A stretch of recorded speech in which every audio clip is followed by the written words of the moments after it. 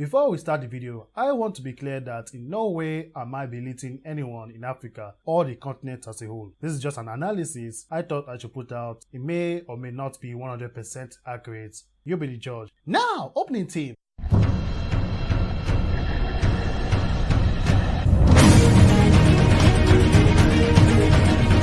Hello there lovely viewers, what is up? Max from Facts of Fiction here with another video.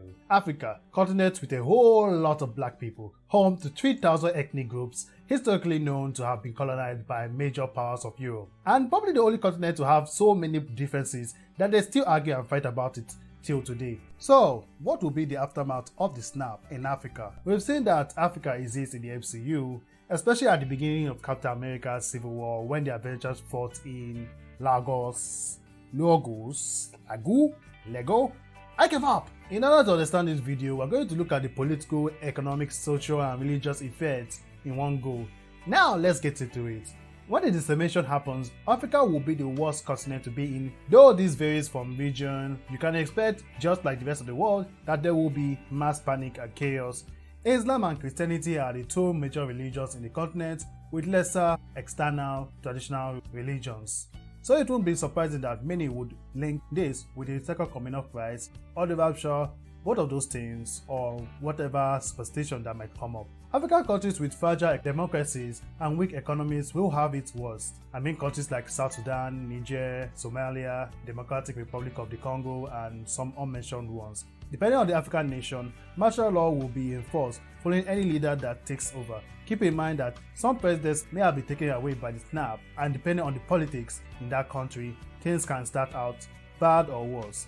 This claim is based on African countries with records of human rights abuses, election malpractice, disregard of the rule of law, and you honestly get the gist. Some countries may react a bit more responsibly than the others. Maybe countries such as Egypt, Ghana, Botswana, and South Africa will have better luck than other African countries. But, like I said, it depends on the political climate in these countries at the time. So, will the African continent heal from this?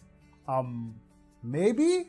Long and recent history has shown that some African countries have yet to completely heal from the aftermath of colonial rule, past civil wars, terrorist attacks on public centers, flooding in certain areas, and ethnic domination and marginalization. Why else do you think Sudan split into two? If you're not aware by now, countries apart from Ethiopia and Liberia were colonized by European colonizers who pushed rivaling and incompatible ethnic groups together without their consent. That's why there have been civil wars, xenophobic attacks, and attempted ethnic cleansing on a group of people. So when we fast forward 5 years later to the events of Avengers Endgame, while major countries like the United States, Japan, the United Kingdom, and Germany are steadily recovering, some African countries, bad or for worse, will barely be able to contain themselves.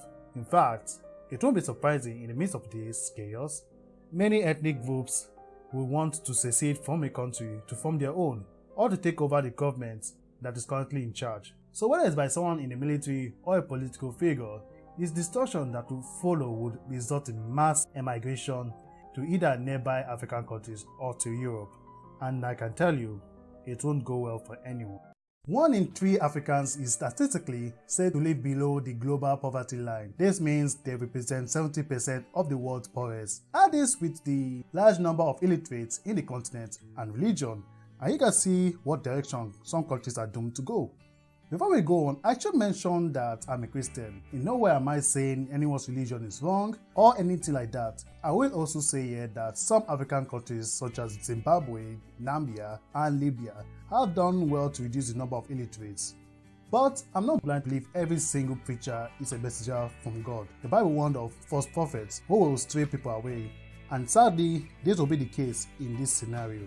Let me explain. A few weeks, a month, or sometime after the decimation, some religious or cult figures left behind might use this as a chance to promote themselves and gain power. You might think I'm being far-fetched, but we've seen cases like these play out during the bubonic plague, the Crusades, and the years of the Catholic Church as a political force. Matters won't improve as fast since the Avengers decided to keep the truth about Thanos from the world. I can't understand the reason, but because many don't know the true reason behind their loved ones, friends, and others, people disappearing, suddenly it will take a longer time for most African countries to recover and move on.